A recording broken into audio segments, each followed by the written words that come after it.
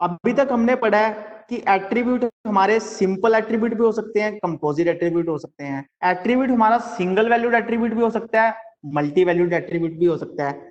इस स्लाइड में मैंने बहुत इंपॉर्टेंट एक नोट लिखा है। मैंने पूछा है एट्रीब्यूट को टाइप को सिलेक्ट करना ऑर्गेनाइजेशन की रिक्वायरमेंट्स पे डिपेंड करता है। ये बात मैंने आपको बहुत अच्छे से बता दी कि एट्रीब्यूट आपको सिंपल बनाना है, कंपोजिट बनाना है, सिंगल वैल्यूड बनाना है या मल्टी वैल्यूड बनाना है, ये किस पर निर्भर करता है? ये आपको ऑर्गेनाइजेशन की रिक्वायरमेंट्स पर निर्भर करता है। मैंने आपको शॉपिंग वेबसाइट का भी उदाहरण देकर बताया था कि एड्रेस को आप सिंपल भी बना सकते हो, कंपोजिट भी बना सकते हो। शॉपिंग वेबसाइट वाले अपने डाटाबेस में कंपोजिट बनाएंगे, स्कूल वाले इस चीज को सिंपल एट्रीब्यूट में बनाएंगे।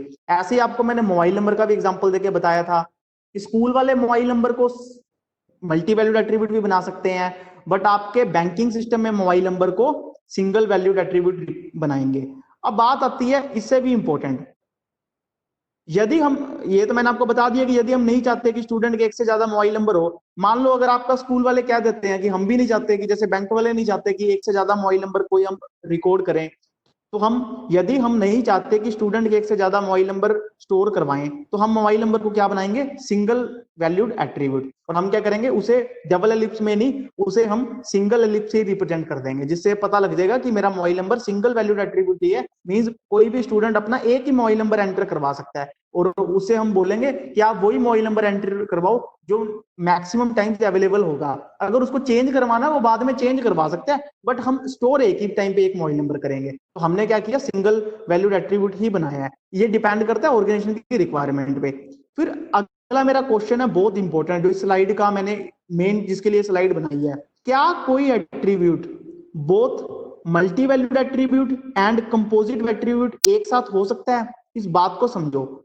मैंने कहा है कि क्या कोई ऐसा एट्रीब्यूट हो सकता है जो मल्टी वैल्यूड भी हो, साथ में कंपोजिट भी हो? मींस ऐसा एट्रीब्यूट जिसकी एक से ज्यादा वैल्यूज भी पॉसिबल है, प्लस वो एट्रीब्यूट फर्दर सब एट्रीब्यूट से भी मिलकर बना है। क्या ये ऐसा हो सकता है? सोल्यूशन मैंने लिखा है यस, ऐसा पॉसिबल है। डिपेंड किस पर करता है? वही बात, रिक्वायरमेंट्स पर डिपेंड करता है कि ऑर्गेनाइजेशन की क्या रिक्वायरमेंट है। इसको मैंने एक एग्जांपल में समझाया है, बड़े ही आसानी से आपको ये समझ में आ जाएगा। अब इस ईयर डायग्राम को बड़े ध्यान से आप लोगों ने देखना है और समझना है। अगर मैं पूछूं इस ईयर डायग्राम में एंटिटी कौन सी है, तो आप कहोगे सर इसको देखने के लिए हमें रेक्टेंगुलर बॉक्स देखना पड़ेगा।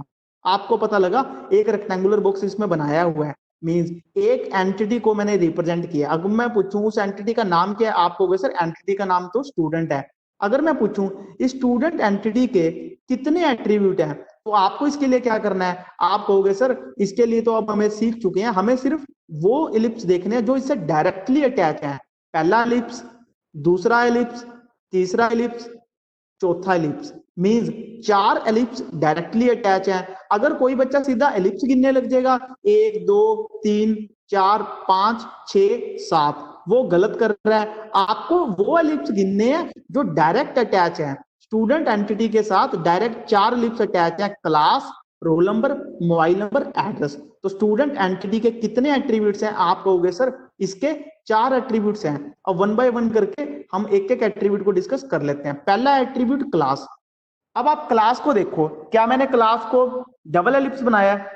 आप कहोगे नहीं सर आपने तो क्लास को सिंगल एलिप्स बनाया है। सिंगल एलिप्स बनाने का मतलब क्लास मेरा सिंगल वैल्यूड एट्रीब्यूट है या डबल वैल्यूड एट्रीब्यूट है? आप कहोगे सर आपने इस डायग्राम में क्लास को सिंगल वैल्यूड एट्रीब्यूट ही रिप्रेजेंट किया है। क्या मैंने क्लास को फर्दर इसके साथ कोई और एलिप्स बनाए हैं? आप कहोगे सर नहीं बनाए। इट मींस मेरा यहाँ पे क्लास सिंगल वैल्यूड एट्रीब्यूट भी है और साथ में आपका क्लास कैसा एट्रीब्यूट है? आप कहोगे सर क्लास हमारा सिंपल एट्रीब्यूट है। मींस इसको हम फर्दर ब्रेक नहीं कर सकते क्योंकि मैंने इसको आपको डायग्राम में दिखाया भी नहीं है। फिर अब बात आती है रोल नंबर। अगर मैं बात करूं रोल नंबर आपका कैसा एट्रीब्यूट है? आप कहोगे सर रोल नंबर को आपने सिंगल एलिप्स में ही बनाया है, मींस रोल नंबर हमारा सिंगल वैल्यूड एट्रीब्यूट है। अब मैं पूछूं क्या रोल नंबर आपका सिंपल एट्रीब्यूट है या कंपोजिट एट्रीब्यूट है? आप कहोगे सर रोल नंबर के तो हमने फर्दर सब पार्ट्स बनाए ही नहीं, तो मींस रोल नंबर मेरा सिंपल एट्रीब्यूट है, कंपोजिट एट्रीब्यूट नहीं है। मींस रोल नंबर मेरा सिंगल वैल्यूड एट्रीब्यूट भी है प्लस में सिंपल एट्रीब्यूट भी है।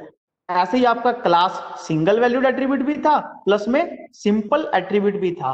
ऐसे ही मैंने मोबाइल नंबर, अब आप कहोगे सर मोबाइल नंबर तो मल्टी वैल्यूड एट्रीब्यूट आप बना सकते थे, मैंने अपनी रिक्वायरमेंट्स को चेंज कर लिया। मींस मैं अपने डाटाबेस की रिक्वायरमेंट में ये बताना चाहता हूं कि मोबाइल नंबर को मैं सिंगल ही रखूंगा, तो मैंने क्या किया, मैंने सिंगल एलिप्स ही बनाया है। इट मींस मोबाइल मेरा सिंगल वैल्यूड एट्रीब्यूट है या मल्टी वैल्यूड एट्रीब्यूट है। आप कहोगे सर आपने अपने डाटाबेस के डिजाइन में मोबाइल को सिंगल वैल्यूड एट्रीब्यूट ही बनाया है। अब मैं पूछूं मोबाइल नंबर सिंपल एट्रीब्यूट है या कॉम्प्लेक्स एट्रीब्यूट है, इसके लिए आपको क्या देखना पड़ेगा। आप कहोगे सर इसके लिए हम देखेंगे क्या हमने मोबाइल नंबर को फर्दर तो नहीं डिवाइड किया, बट मैंने मोबाइल नंबर को फर्दर तो डिवाइड किया ही नहीं। इट मींस मेरा mobile number single valued attribute भी है प्लस में सिंपल एट्रीब्यूट भी है। अब आप एड्रेस को बहुत ही ध्यान से देखो, एड्रेस को अगर आप ध्यान से देखते हो तो एड्रेस को मैंने सिंगल एलिप्स में बनाया है डबल एलिप्स में।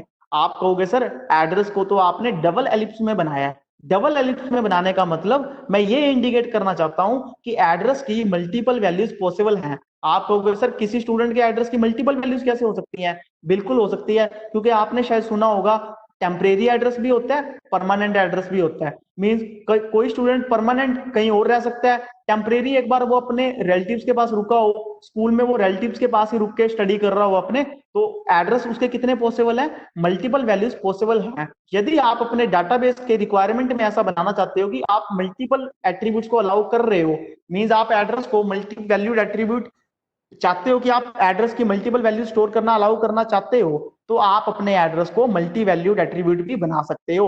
यदि आप अपने एड्रेस को चाहते हो कि नहीं मैं तो स्टूडेंट का सिर्फ एक ही एड्रेस नोट करूंगा, चाहे वो अपना टेम्परेरी एड्रेस नोट करवाए चाहे वो परमानेंट करवाए, इससे मेरे को मतलब नहीं है, मेरे को बस एक ही एड्रेस नोट करना है, तो मैं क्या करूंगा, इस एड्रेस को डबल एलिप्स से नहीं, इस एड्रेस को सिंगल एलिप्स से रिप्रेजेंट करूंगा। डिपेंड किस पे करता है, ऑर्गेनाइजेशन की रिक्वायरमेंट पे, बट मैंने इस डायग्राम में आपको डबल एलिप्स में बना के दिखाया है। तो मेरे कहने का मतलब है जो मैंने डाटाबेस का डिजाइन बनाया है, मेरे इस डाटाबेस के डिजाइन में एड्रेस मेरा मल्टी वैल्यूड एट्रीब्यूट है, डबल एलिप्स से रिप्रेजेंट होता है।